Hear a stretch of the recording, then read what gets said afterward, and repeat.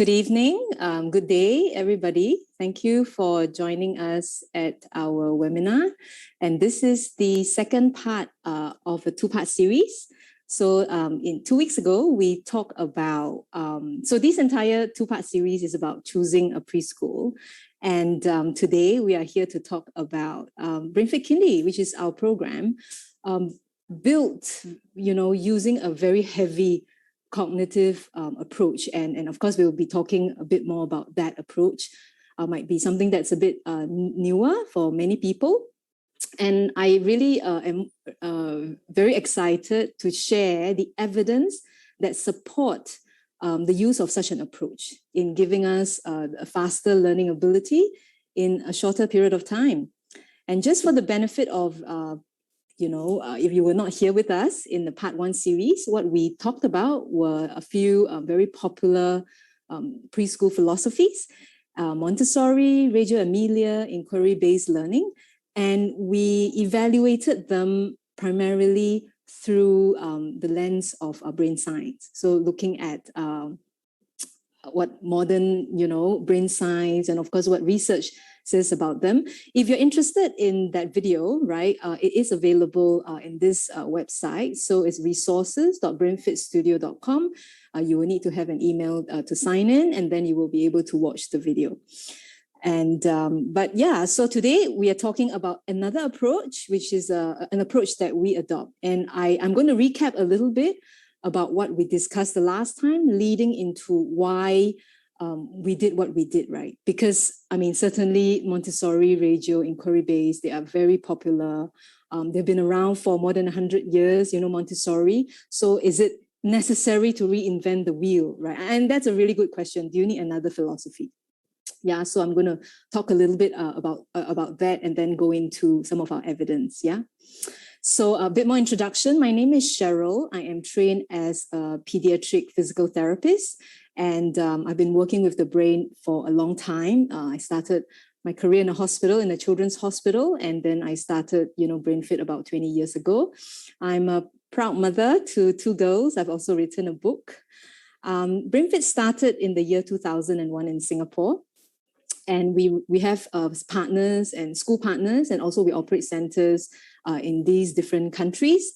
Here you can see some of our locations. So in these centers, we offer brain training programs, 9 months up to seniors. And of course, many of these locations are still remain closed, yeah, depending on where you are. We are open in Singapore. We also run preschools in some of the locations, and Singapore is one of them. So here you can see some training sessions happening in action as well. So let's get into the topic, which is, really discussing a cognitive-based approach. And this is what we use in BrainFit Kindergarten.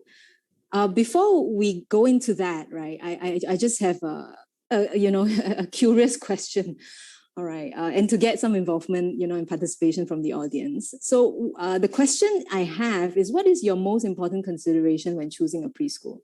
Is it the teaching philosophy or approach? Is it the quality of teachers, convenient location, physical setup of the school? No great consideration. Kids will all turn out fine eventually, right? And it could be more than one, but let's say you have to choose one that is your top priority, right? Like, how would you choose that? I'm just going to launch the poll and have a bit of time for some participation. No right and wrong, yeah. It's just really your opinion.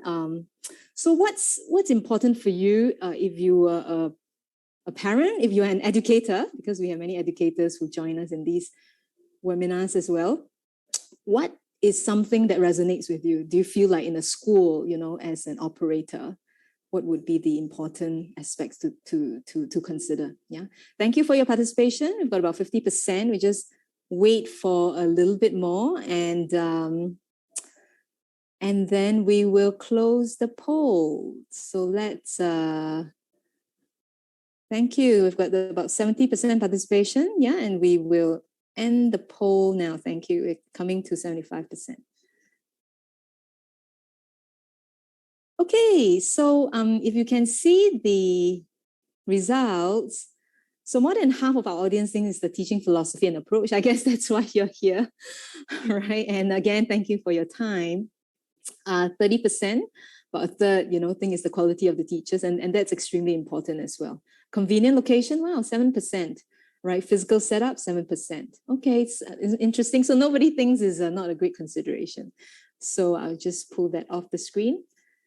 And so we continue to talk about philosophies, since, obviously it is important consideration for us, whether you're a parent, whether you're an educator, evaluating, our own work.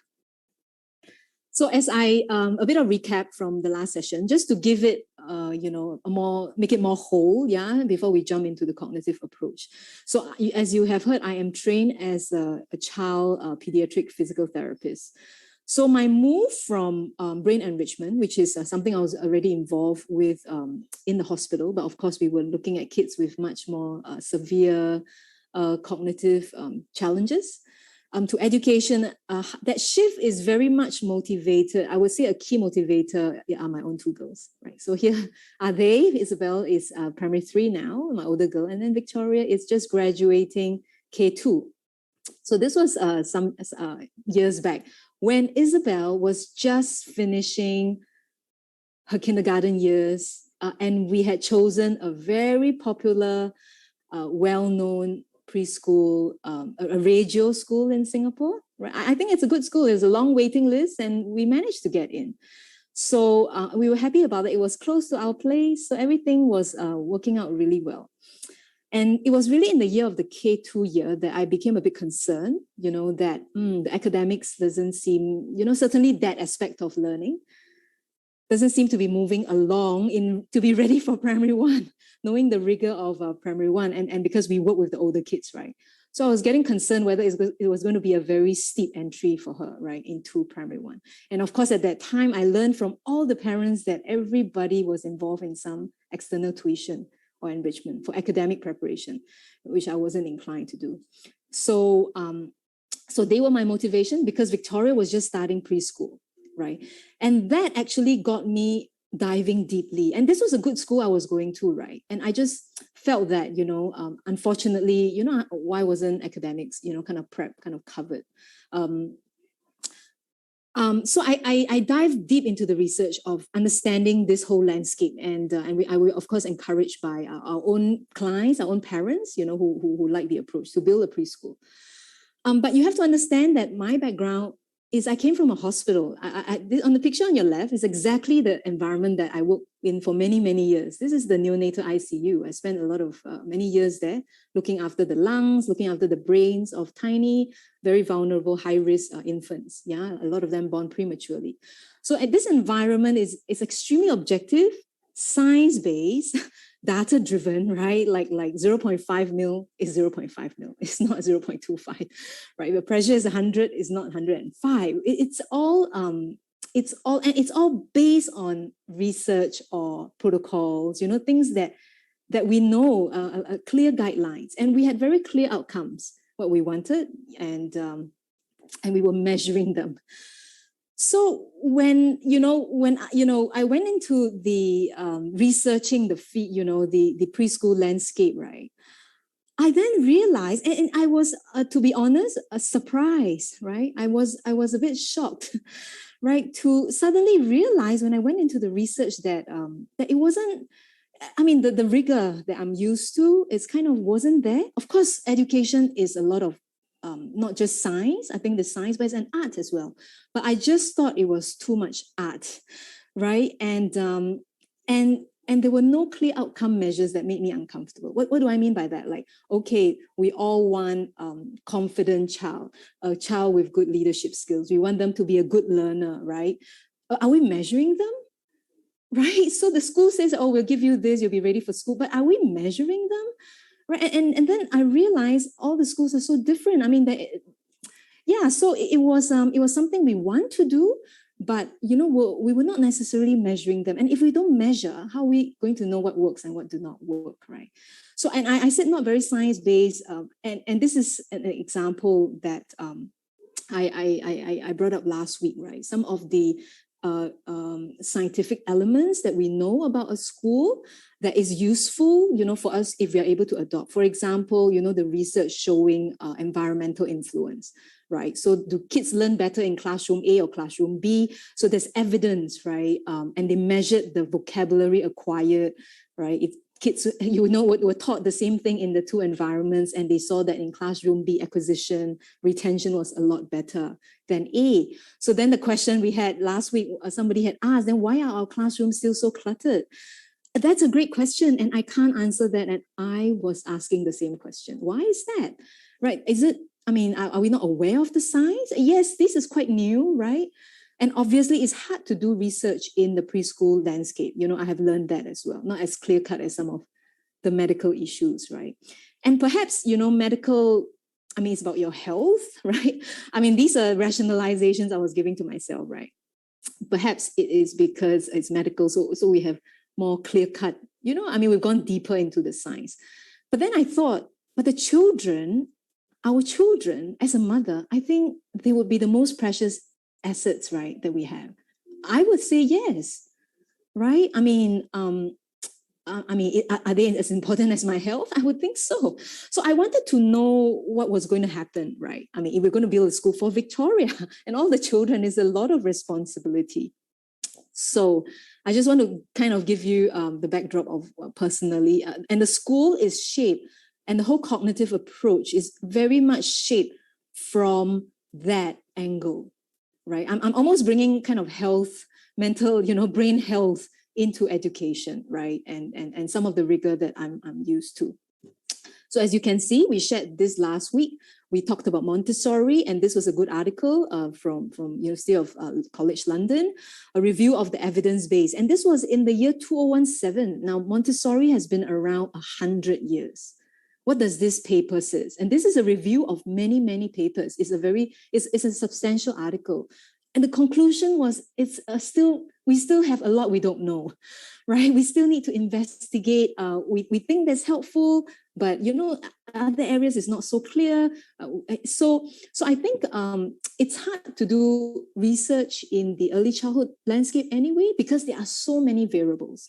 Like I discussed last week, what about the teachers? What about the parents who selected a certain school? Maybe it's a certain demographic. So it is challenging. I must admit that, right? But I think we then try to do whatever we can, to be as close to the science as possible. That certainly is my comfort zone, right? Coming from a very clinical background. So, and I mentioned last week that there was a shift at that time from a traditional teacher-directed approach. So very top-down, right? I talk and you listen. So kids as very passive recipients of knowledge. And so that there has been a movement towards child-led approaches, right? Because in this teacher-led environment, often the child may not be very interested. They may tune out, right? So how do we get kids to be involved? Have them be involved, empower them in their own education. I think that all sounds right. Yeah, it sounds very sound. And of course, Montessori, radio, and inquiry-based. And there are a lot more philosophies, right? I look at Waldorf as well. I know some people wanted to know about Waldorf, but we didn't have the time to go into that. So they're all, in this kind of child-led camp. So there's certainly that movement to get kids more involved and empowered in their education. So I think that sounds right. But however, we need to look at data, right? Is that really contributing to better achievement, right? Better results. So if you look at the PISA ranking, which I also shared, that was 2015, which looked very specifically at teacher-directed approach versus kind of child-led, and they look at inquiry-based. So students in classrooms using teacher-directed instruction perform far better than those in classroom using inquiry-based student-directed approaches. In many, many countries, like in 56 countries, they saw that class teacher-directed was better. So this is the kind of data. So it's something, a theory might sound right, but then you got to measure it. That's why I'm huge in measurements. I think if you don't measure, you really don't know what's working and what's not working, which is equally as important. Yeah, then we can really improve. Our children are important, and the first 5 to 6 years are crucially important because many, many things are shaped that can influence our children in the longer term.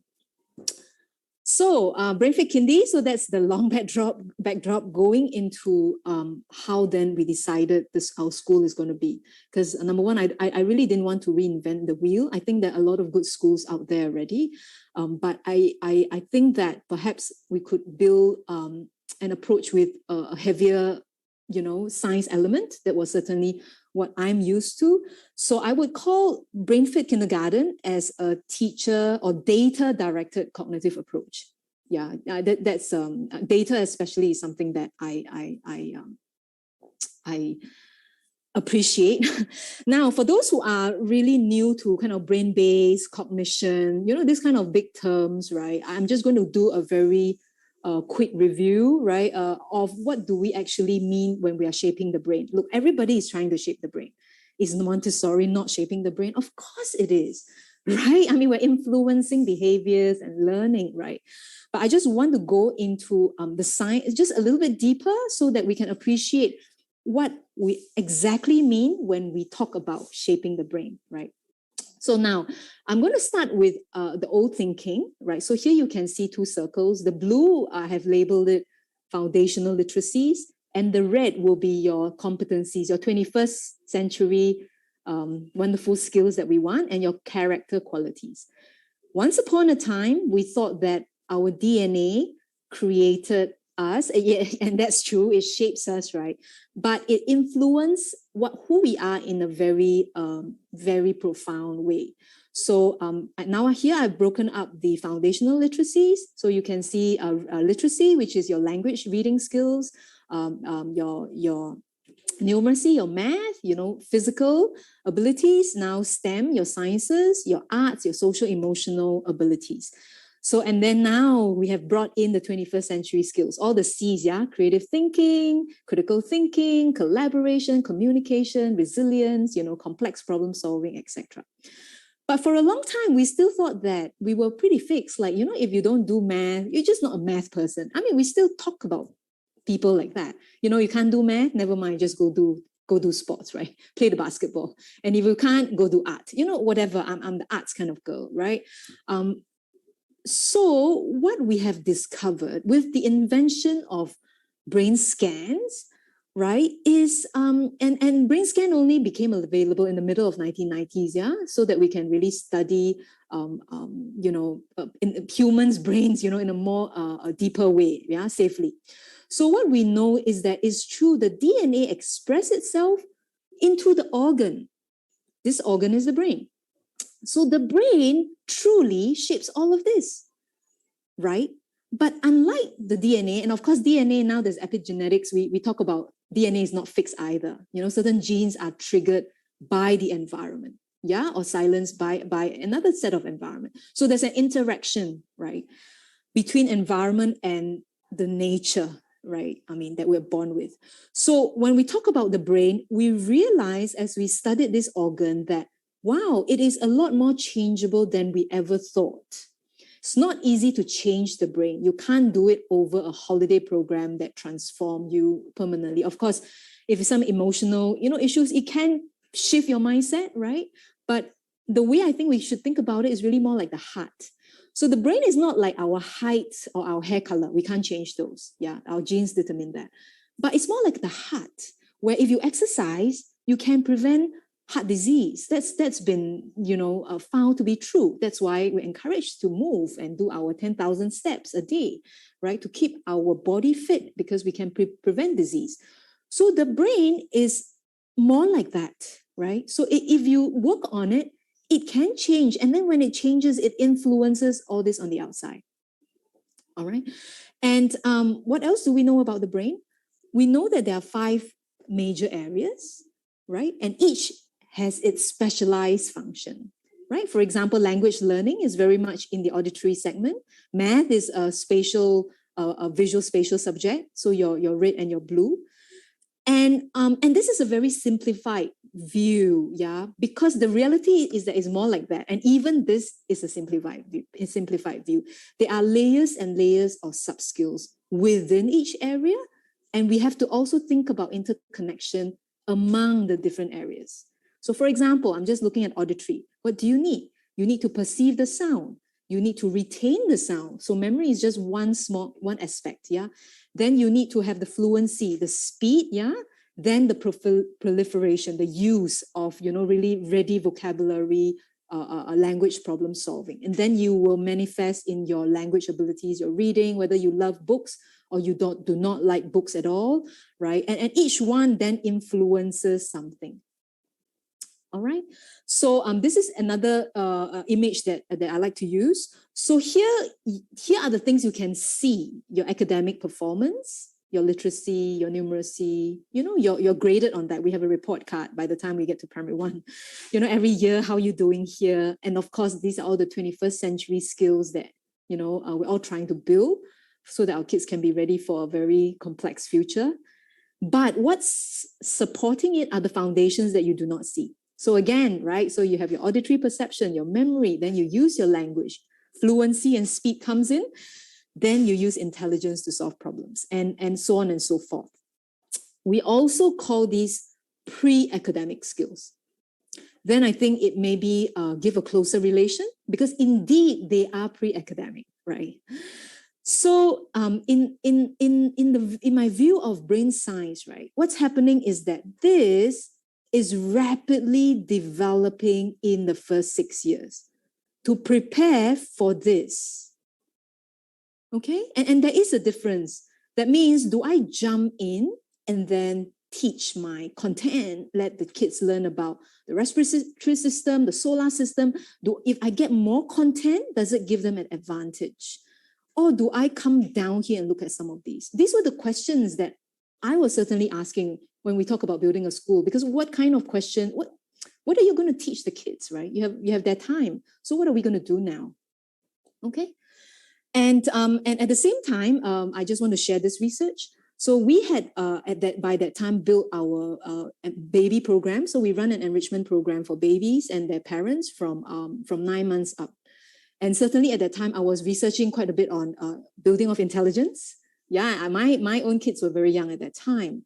And so this article had come out, and this was 2012, in a lab that was studying human intelligence. So intelligence depends on the brain's ability to integrate information from verbal. Again, we keep coming back to these 5 areas. Verbals at the side, visual at the back, spatial around here, and executive, your front part of the brain. So they mentioned 4 parts minus the emotions, yeah? So they're talking about IQ, yeah? So again, this cognition comes back again and again, right? And of what's happening, the machinery, the biology here, at birth is not fully developed, but there's rapid development such that by 5 years, your brain is about 90% adult size, yeah? So it's a growth spurt like you'll never ever see again in your entire life, right? So with all these in mind, so these are some of the approaches that certainly were the guiding principles for brain fits in how would we approach training a brain, right? Especially from the perspective of being a school in the first 6 years. So number 1, the 0 to 5 especially, 6 as well, yeah, is the most important period for brain development. So the science is showing that you're just wiring, the brain is just wiring up networks very, very rapidly. And whatever the environment has can shape this in a major way. And then whatever that's laid down becomes harder to change later. Now, the brain can change at any time in our life. We can train somebody who's 80 years old. We have research supporting that. However, you have to work extra hard the older you get to get the same results. So here is a precious opportunity. So what are we going to prioritize, right? I think it's an issue of prioritization. Number 2, what we were going to do is to focus on developing learning biology or the pre-academic skills that I was just talking about alongside academics. But they are going to be the priority because this is just, the brain is developing. Let's build the skills. And there are many skills apart from the letters and the counting, right? There are so many other skills, like, some which we have mentioned, that can be built in a structured manner. Fit brains learn better. So, with whatever time we have lost from academics, you can learn, you can pick it up, right? Because you can learn the same amount or more with less time. And I'm really going to show you some evidence that we have that this approach really does support that. At that time, 4 years ago, when we were starting the kindergarten, this was my hypothesis, right? I wouldn't have been able to do this webinar at that time because I had an assumption, but I didn't have the evidence, yeah? The brain is a muscle, so train each pre-academic skill in a structured way like muscles, right? We're just going to, scaffold, give them mental weights and slowly stretch the muscle, yeah? And number 5, I think this one, and here I'm also kind of like giving parents strategies along the way, yeah, in the sense of, like, for example, I've met parents, and when they bring in a child, the parents are quite excited, the child's able to recognize all the alphabets, and name them. But then, and then when I ask questions, so what's your name? So how are you? I mean, the child has very little speech, right? Now, speech and language development is biology, all right? Your letters, your phonics is almost more academic already, right? You're linking it to the academics. So what's more important? Language and speech, right? Because that is more the biology. And we're going to be talking about language development in the next webinar, right? If you're interested, so be with us at that time. Now, there's something I think parents need to be aware of as well: memorization. Now, a lot of people ask us, when you say brain training, do you do right brain training? Is it flashcards and all that? No, we don't. And that involves a lot of what I believe is rote memorizing. There are some strategies involved, but by and large, it's working on the memory system. So I was very clear that now, and it is important to mention that young children can fool us easily through memory. They can appear like they are really solid learners because they can repeat and whatever that you tell them, they reproduce it back to you. And so you think, wow, they know a lot. Memory is not intelligence. Yeah, intelligence is really applying the knowledge to solve problems. So I make a very clear distinction. I remember when my daughter, my older girl, was 18 months, right? I've mentioned this before. We were reading a 60-page Dr. Seuss book. And Isabel could almost tell me the last word of every sentence. I would stop and she would fill in. Some houses are thick, some houses are thin, and then she'll go on and on. And my sister saw that and she says, wow, she's very bright. And I told her, no, she has a good memory, right? I didn't know whether she, she's bright. I mean, in the sense of that, are you good at problem solving, right? So it's definitely a different from the brain's perspective. So we have parents who, because we work with the older kids, parents who tell us, they really were fine, nothing was ever flagged, but how come, they're now struggling in school later on? It's because children can appear like they're reading, but they are memorizing the words, right? You give them new words, they cannot decode. They haven't figured out the patterns, yeah, which is the machinery, okay? So when we cram too much content, we tend to kick in memorization, right? So I think it's important to kind of differentiate that. Probably a bit technical, right? I mean, if you're a parent, I imagine that would be hard to differentiate. But your milestones, if you want to know what's biology, focus on the milestones, right? So you're really looking at language development, your motor skills, make sure that, they're able to do all these things rather than going into print and being too concerned, about the letters, the words, etc. Of course, we need to introduce them at some point, right? It's just the relative emphasis, especially in the maybe the first 3 years or so. Now, I want to then, so this is the approach, right? The thinking when we built the school. So now I'm going into the evidence and really taking you through some of the steps that, we went in to put this concept into reality. The first thing is our timetable. This is our N2 timetable. N2 is the year you turn 4 years old in Singapore, nursery 2, we called it. We start at 9 o'clock. We are not a childcare, we are a kindergarten. We finish school at 2:30. We are pretty jam-packed, right?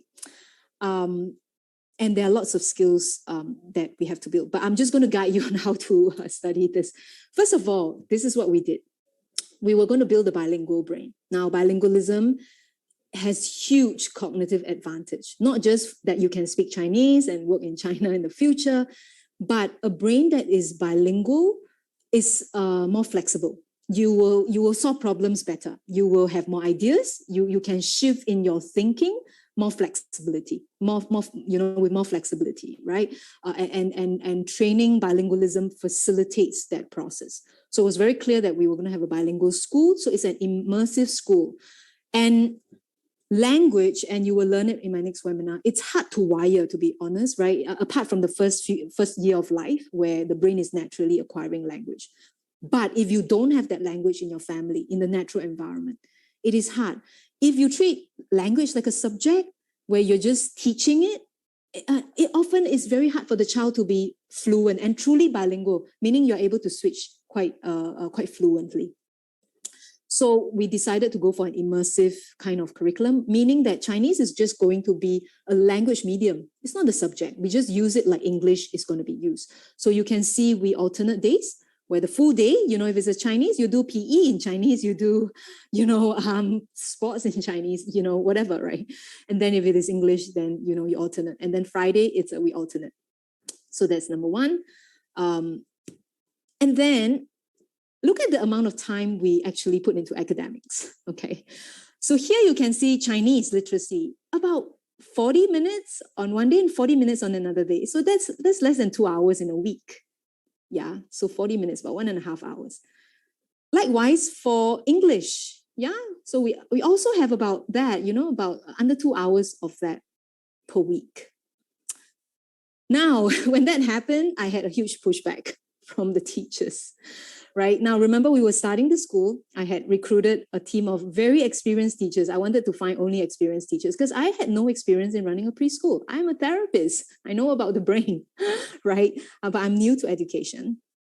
And they told me this is not going to work because we don't have the time and we were not ready to water down the academics. We need to prepare them to go into primary one, a rigorous primary one in Singapore, fairly rigorous, yeah. Without tuition, I was quite clear. After school, go home, play, have free play, enjoy, bond with your parents, your family, whatever. But let's not have academics beyond a long school day, yeah. And you can see that. So I had a bit of pushback there. Then math, you can see here. So I think that might be quite standard. Again, about 2 hours, just under that. And here, the purple would be your STEAM subjects, right? Your arts, your project-based learning, your science. We have robotics now happening in term 3, right? So that's your academics. And of course, the physical, I didn't really include that. And then what did I take the time for? I took the time to train the brain. I wanted time to train the brain. That is what I really wanted to do, right? And to see if it was going to work. So we built in cognition, and movement is used heavily. In the early years, let your children have a healthy dose of movement, right? And it really helps to build the brain, not just the movement aspect. Movement cuts across and links up many parts of your brain. So here are all my cognition. So I've taken away academic time, right? And so honestly, and because I was working with senior teachers, I had a huge pushback. So my joke in my family at that time was that I had to fight with my teachers in my school that I created for time to do what I want to do, right? And so let's look at the results. Yeah, faster learning in half the time. So did we achieve that? I think so. So here's our N2 students reading Chinese. 远的蓝色大海中有一条漂亮的鱼。 Okay, that will be enough. And some of these children are from non-Mandarin speaking families. Totally, like parents do not speak that. So here's our K1s, yeah? They were so happy together. They had no interest in other fish. So one day when Yeah, I won't go through that. And then there's them in Chinese as well. 我和蜘蛛是好朋友，我努力教它钻地，它的脚都卡住了，还吞了一堆土，我放弃了。 Okay, so that's that. Right, and this is our K2, and so we had this student, right, was transferred to BrainFit beginning of K2 because the parents were concerned that it was not really reading, but by the end of the year, we got him to about grade 2.5, 3. And that's when I'm really comfortable, when we start measuring, what kind of impact are we doing? So it's something that's measurable. Checking for homework. School is over. Do I have homework? I look in my backpack. Then I read my planner. I have 2 assignments to do. Yeah, I won't go into that. Yeah. So, so using some of the brain, certainly, kind of brain-based technologies, we're able to get to, that kind of, with that watered down academics. Remember, it was a hypothesis, and I had my own team who were very concerned, about the direction that we were going. And this was the Chinese level our K2s are doing. And certainly math, we're able to do some simple multiplication and understanding that by then. Right. And of course, but we train the brain a lot to learn math better, to learn languages better. And we had a question last week. How did your 2 girls ended up? Can you talk about that? So here is my own daughter, Victoria, and that was her reading at K1. And she had the benefit of the cognitive approach. She had lots of little friends. No matter how crowded it was, she could always find a good spot to watch fireworks. Okay, and then here we are. This is Isabel. Now, Isabel had gone through a radio school all the way until K2, right? And this was her, when I was panicking a bit, like, oh, where's your reading? So that's when I started using our own tools, to help her in that aspect. And this was her reading at K2, right? So she's 1 year older than my daughter, than Victoria. Sorry, they're both my daughters.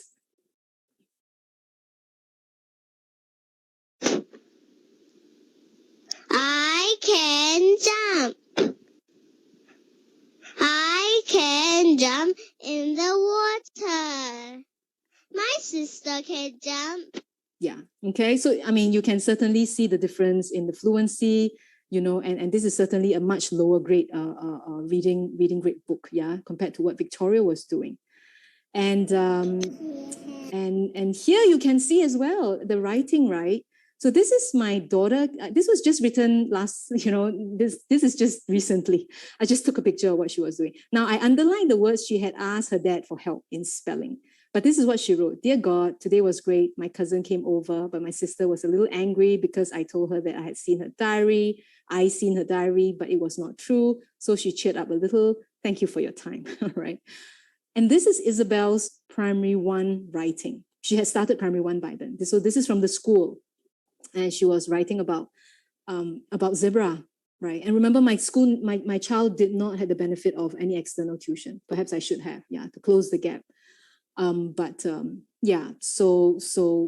it does make a difference, where we're sending, what we're doing.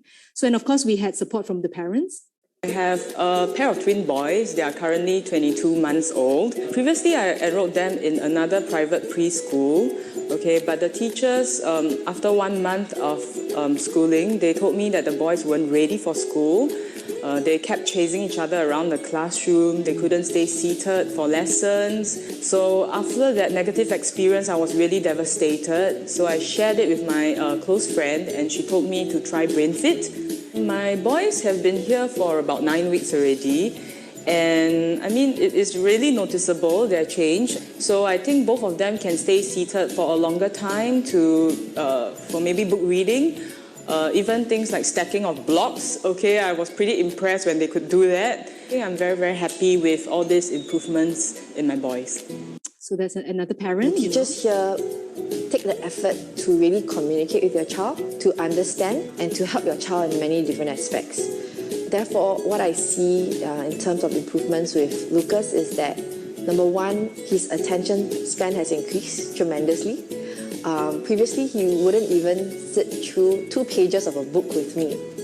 And now, before bedtime, he would request for me to read 2 to 3 books with him. Lucas has actually the focus and attention span to bother to read through a book or to even play with different toys, creative play. And that's something that I'm really, really proud of Lucas, and very happy that the school has helped me out in that aspect. Whatever sort of like little improvements you want to see in your child, simply just speak to the teachers and to the school, and they will sort of like guide me as a parent and guide my child in school as well. So the amount of advice that they can give you is not something you see in a typical preschool. The good thing is that the school has started with phonics from a very young age. The way they teach phonics here is a little bit more interesting. So even though you see a child maybe that's like 18 months old who can't really speak, if you ask him or her what sound does A make, they'll be able to give you the right answer. Simply put, because the approach... Yeah, I won't go on. Yeah, I just want to talk a little bit. I mean, of course, the mom went on and really, recommended our school. So this video is on our website if you're interested. So I just want to talk about language. I mentioned, as a strategy to concentrate on the speech, right? So that's why, the 18-month when mom talk about phonics, right? We are always concerned what sound it makes. Remember, the bottom of the tier for verbal intelligence is auditory perception. So it's the sound, rather than being too concerned with how the letter looks like and then linking, A, to the visual and having them remember that. So you're really building, that language brain from the ground up through perception. And we start very early, as the mom has shared, right? But I won't go on, yeah. But this is what I like. So we track our cognitive growth in our students. So from 4 years onwards, we will run a cognitive profile of our children at the beginning of school year and compared to the end of the school year, so that we're able to really concretely, so we measure them, in the motor area, visual, auditory, focus area, and then overall, and really wanted to see, whether it's growing, N2, your K1. So we're tracking year by year, and this was our last year's results, yeah. And I don't have a control group, I must admit, but we did have a small control within our own school. Control means when you do experiments, you want to compare, right? I mean, with kids, right? I mean, maybe everybody is growing, their cognition grows, right? Not because of brain fit, they just do, which is not true, right? Our memory and all that doesn't naturally grow if we don't do anything about it. So that's why we don't grow out of our challenges typically, yeah? Because remember, we avoid what we are weak at and we go towards what we are good at. So it's hard to close the gap. So we have a small control group because we had a 2019 group. So we built the school, I think about the year 2018, yeah. So the 19 group were graduating in 19, and they were already because we had acquired a school, yeah. So they had kids, and the kids had a curriculum. So they were, when we came in, they were in the final year. So we decided not to disrupt them too much. So we would just put very lightweight of our own timetable, right? It was pretty much still whatever they were used to because they were the graduating batch. We did some brain training, but not a lot. But we did measure them and see it's flat, right? And I do believe that if we do get a rigorous control group, you are going to see that, some of these are flat and that we are able to get the gains. Because when you see gains, you start to question, look, is everybody getting gains? So this is one of our 2019 graduating group that was not showing much change over the school year, apart from motor, and we did quite a bit of motor, unlike what we are getting in the other schools. So again, sorry, I like data, so this is what I kind of feel a lot more comfortable with to guide me in what's right. So what exactly, what do we do? Right? Exactly, right? So I'm just going to, this is gotten distorted a little bit. I just want to share some elements, right? And along the way, maybe, hopefully some strategies, for you as well. So we showed this slide in our last webinar. We talk about the discovery that children are born with widely different auditory skills, right? So this is how they are listening to consonants in noise. And this was predicting and influencing phonics learning and reading scores. So kids who are better at hearing sounds, they do better at reading, which is why I keep emphasizing it is a language-rich environment. It's sensitizing the kids to the sounds, playing games that require them to play with the sounds in the words. Don't worry too much, especially before 3, yeah, in introducing the characters, right? But you can introduce the characters, but you want to kind of like be quite deliberate in your auditory building. We also, when the kids get a bit older, we have tools like this. So this one's introduced from about N1, right? Quite gently in N1, and then N2, we go a little bit heavier. So these are kind of neuroscience developed tools. Cab, bag, bag, cap. Yeah, so this is a memory game. They're supposed to be matching the sounds, but you hear these sounds, like what are they doing? How does bab, gab build intelligence? It does because it's building the pillar. But it's just right at the bottom. It doesn't show intelligence, but this this build up into intelligence, right? You first have to know the ba and the da first, right? And this is acoustically modified so that we cover, all the spectrum of pitches and sounds. So with this program, you can almost see, kids not processing sound at 50 millisecond or 25 millisecond, and then you try and address that, right? Because you want rapid auditory processing. So we do this kind of training to help us accelerate the language brain. Yeah, again, in the next 2 webinars, I will be talking more about language development. Yeah. Movement. I shared that in my last webinar as well. Lots of gross and fine motor skills. Do they contribute to language outcomes? Yes, and not just language outcomes. Now, this is a systematic review, so it contributes to learning in a very positive way, and intelligence. Yeah. So you're doing physical exercises. Up to four days a week. It's an important dose. Yeah, of physical activity that we're giving our children. Immersive Chinese approach, I've talked about that. So this is our 3-year-olds doing hickory dickory dock in Chinese. Yeah.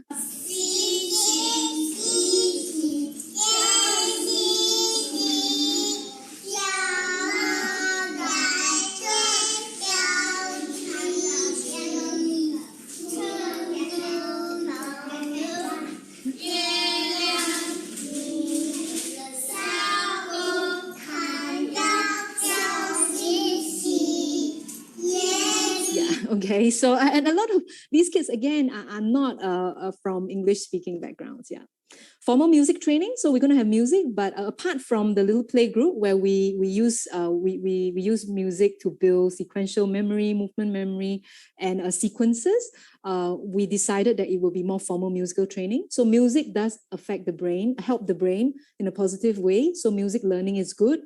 So we're after perfect pitch again, the sound, timing, right? Math and language development. Okay.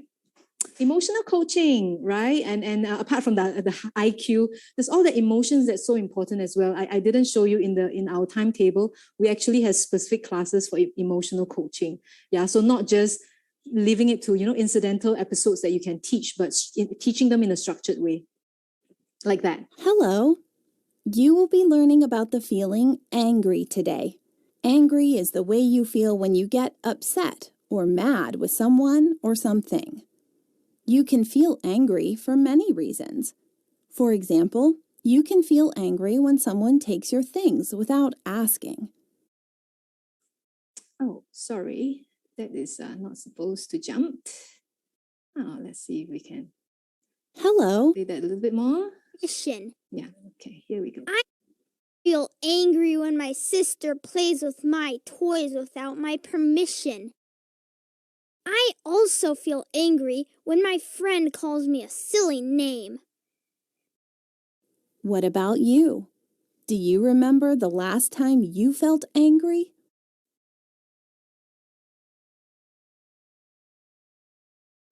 What happens inside your body when you feel angry? When I feel angry, my heart beats fast, and I feel like screaming. What about you?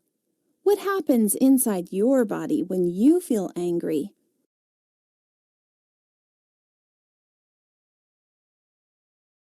When you feel angry, you feel uncomfortable inside, and it shows on the outside. You can tell when someone is angry from his face, body, and voice. This is how Buzz's face and body look like when he feels angry. His face is red. His mouth is tight with teeth clenched. His eyebrows are frowning and his eyes are fierce and glaring. His arms are crossed. His hands are in a fist and his body may shake. He speaks. So you're already teaching body clues because you're talking about social skills. How do you know somebody is angry? How do you know yourself is angry? So you need to know, identify the emotion before we can manage that, right? So really breaking it down into, very, very specifically, explicitly, teaching to the kids. Loudly with an angry voice. Can you show me how your face looks like when you are angry?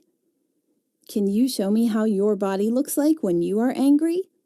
Can you show me how your voice sounds like when you are angry?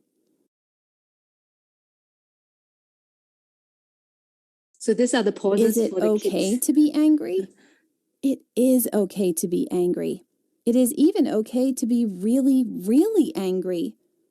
But it is never okay to hurt others with your face, words, or actions. For example, it is okay to feel angry, but it is not okay to hit someone when you get mad.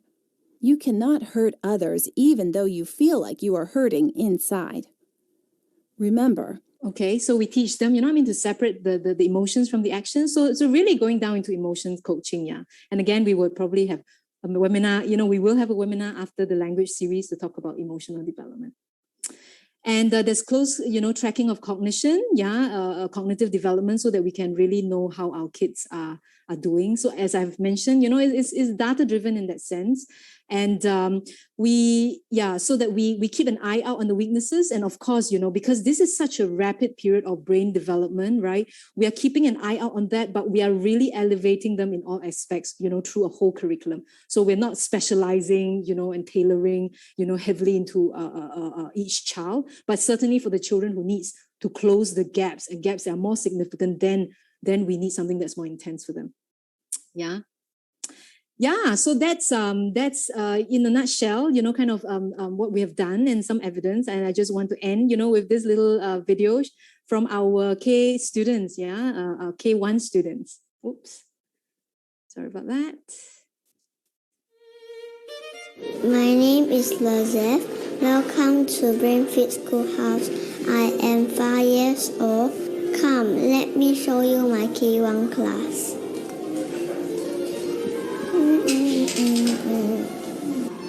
This is my table. We take turns to learn using English on one day and Chinese the next day. Let's show you all our different things in school. We are getting ready for our Smart Moves class. My eyes need to follow the ball in ball tracks. When I can control my eyes better, concentrating becomes easier.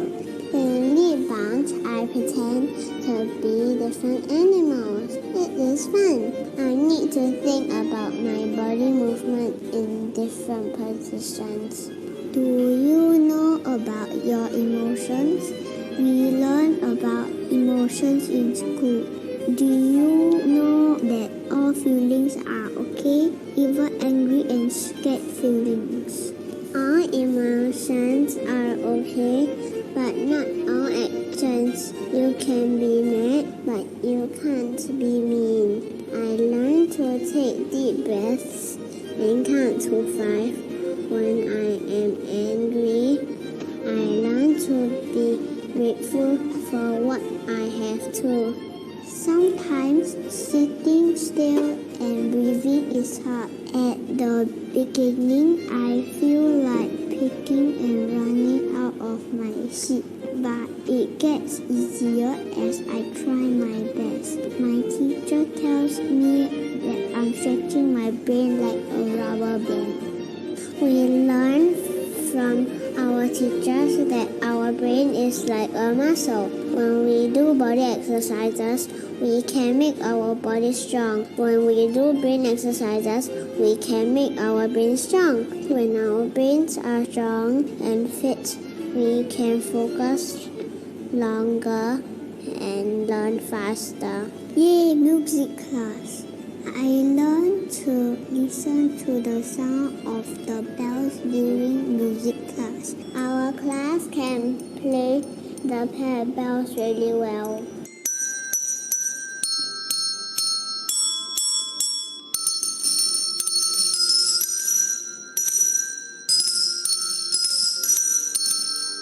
I can't wait for the science class because I love doing science experiments.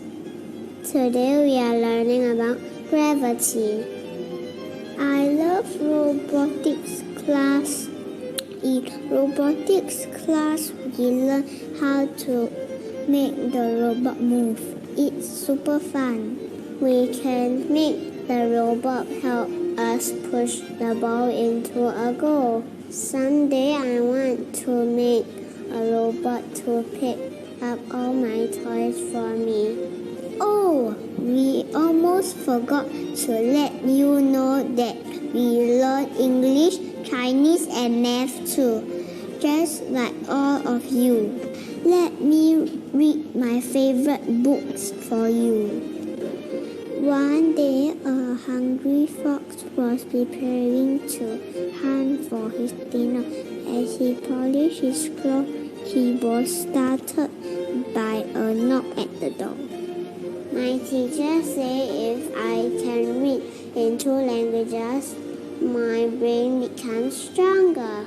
Every year, we do a test to measure how much our brains has grown. This helps our teachers to guide us to learn better in class. Here comes everyone's favorite class, free play in the gym. My teacher says my brain is growing quickly day by day. Just like that, a day in school ends. I cannot wait to come to school again tomorrow to meet my friends and teachers.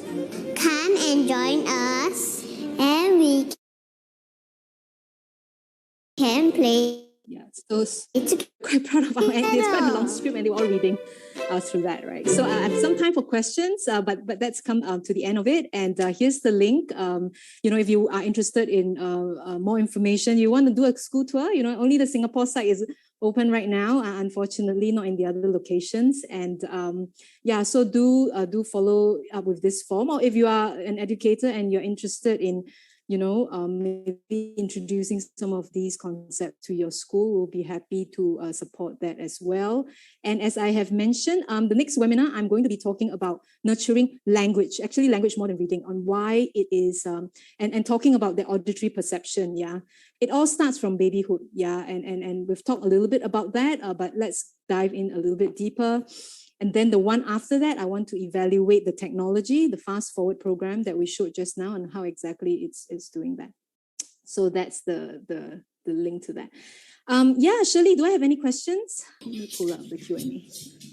Yes, we do have a couple of questions. So maybe I'll just start with this one about cognitive development, because I think there are a few questions surrounding it, because you were talking about how it is not exactly academic. So there's a question on how would we measure cognitive development, like say attention. How would we measure attention? Yeah, and I think it's a very good question. So you need a standardized tool, So because we have been in brain training for so long, so we have standardized assessments that allow us to evaluate. So you can measure attention, right? Like all of you, you've got all of you, 100 person, 200 people, we can put everyone into an attention test, and we will see among us, somebody who pays attention the best, and somebody who takes a lot more effort for that, right? So there are evaluations out there. So every year our kids attend. It takes about an hour, right, for each student. And so during class time, we put aside a term, and then we will make sure that we collect the data. And of course, along the way, we're looking at, the data that's coming in and understanding them as well. So, and that's important, because then I wouldn't be, otherwise I won't be confident to be running this webinar. I'll be just making wild claims, right? And not able to substantiate that. So the assessment is an important part. It gives us understanding. And for the older children, we use it a lot to help us to understand where the issue is. So if the child is not interested in math or language, whatever it might be, right, or not doing well, some parents think that they just don't have the motivation, And so we really evaluate what's going on. So is it eye tracking that's not going through the words smoothly, so reading is tedious? Is it the sound of the words that's hard?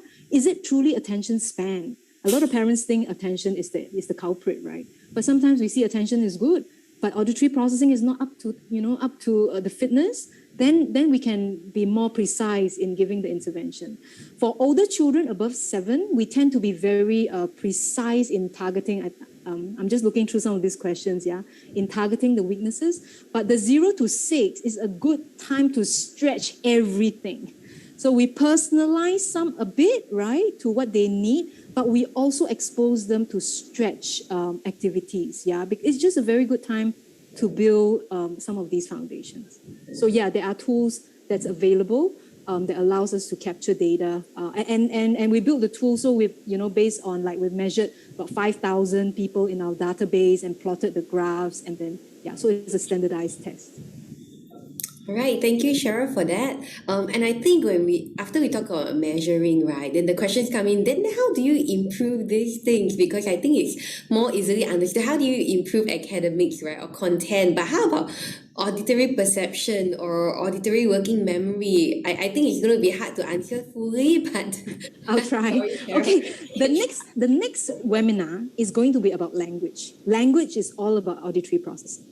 Before language, you first need to make sense of sounds. So let's dive a little bit into what is it in sound. So that's why talking, reading, singing to a baby is so important, because you are wiring the networks for essay writing by singing, talking. It is the foundation, right? It's built upon that, right? Vocabulary, verbal intelligence is built upon those foundations. So at the parent level, what are the things? Read a book every day.